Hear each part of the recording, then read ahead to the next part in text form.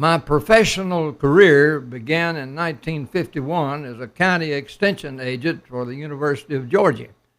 After about 4 years in that role, I was moved into becoming the University of Georgia's extension peanut specialist, working with county agents all across the peanut belt, and rounded out 31 years, wonderful years, as a professional in UGA's Agricultural Extension Service. It was 1933, in the middle of the Great Depression. I was 8 years old. My oldest brother, James Millard, was a rising senior studying agriculture at the University of Georgia. That memorable day, the rural mail carrier came down our muddy road at his regular time, so punctual one could almost set the clock by him. It was not unusual to receive a letter from my brother at UGA. However, the one we received from him that day contained some sad news. Dear Mom and Daddy, I'll be coming home next week to help y'all make a crop. There's just no way for me to finish college, no work, no money, and I've borrowed the limit from the student loan fund. Maybe, just maybe, I can come back and finish later next year when times get better. Your son, James Millard. Well, 3 days later, about the same time we were expecting Millard to arrive home, we received another more encouraging letter from him. Dear Mom and Daddy, I've got some great news. I've been told here at the university that they will accept farm produce at the mess hall as payment for my tuition. If you can spare some extra meat, syrup, and potatoes, I just might be able to finish college this year. Your loving son, James Millard. Business around our family farm really picked up. On the first hard freeze, a few days later, my daddy butchered 2 hogs and hung them up on the back porch over the night of freezing temperatures.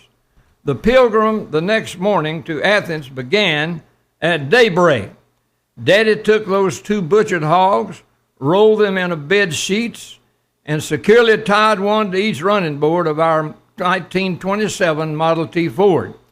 Then he removed the car's back seat and filled the space to overflowing with bushels of homegrown sweet potatoes and 1-gallon tin cans of homemade South Georgia syrup.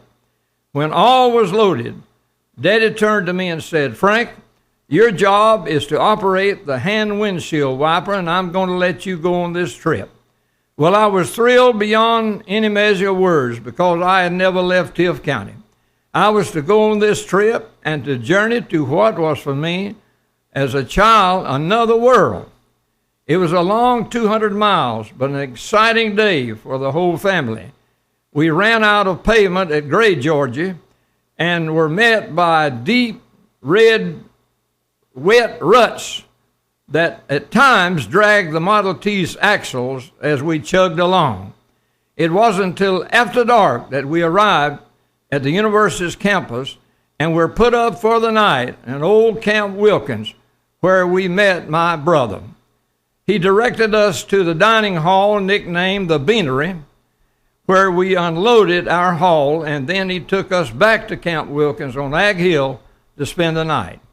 Well, I remember how homesick I got from my mama, in spite of my daddy's presence in the adjoining bunk bed, proof that I had never left home before in that length of travel. My daddy made several trips to Athens that spring during cold weather before planting time. I think it was 3 or 4. The many trips with those loads of potatoes for a passenger car, a 1927 Model T, that old transmission began to whine and sing, but it never failed to function. We had used it as a truck, and that transmission could not carry many more trips like that. But my family was not crying nor complaining about anything. We were joyful because my brother, because of the University of Georgia's College of Agriculture, lent a helping hand to my brother to finish his degree, and he did graduate in June of that same year. Well, what an impression UGA College of Agriculture made on this 8-year-old boy. I decided then, that day after those trips, that I wanted to know more about a place that would reach out to my brother way down here in South Georgia, 200 miles away, and make it possible for him during those Depression days to finish his college education at UGA.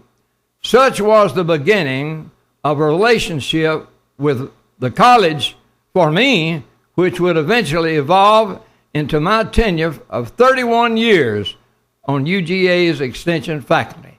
What a blessing.